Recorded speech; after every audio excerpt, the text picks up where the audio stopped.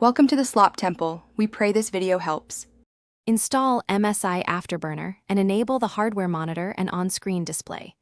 Identify your GPU model and driver version to match stability expectations. Run a 30-minute stress test to record baseline temperature, frequency, and power draw. Note peak temperature and clock for comparison during tuning. Save your original profile as a backup before changing voltages or frequencies. Close unnecessary background apps and set your power plan to maximum for consistent results.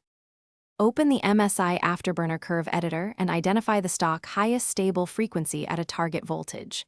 Select a safe starting point and lower the voltage in 10 MV steps while keeping the frequency value stable. After each step, lock the curve and run a 15-minute stress test to confirm stability and monitor temperature. If crashes occur, restore the prior stable point and increase voltage by 10 MV. Repeat until you balance temperature reduction and stable performance.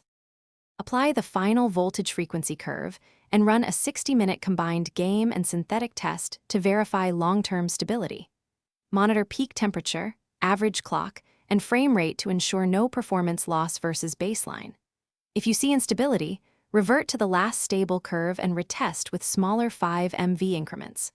Once stable, save the working profile in MSI Afterburner and enable the Apply on Startup option. Periodically revalidate after driver updates or major system. Thanks for watching. Consider subscribing if we helped you.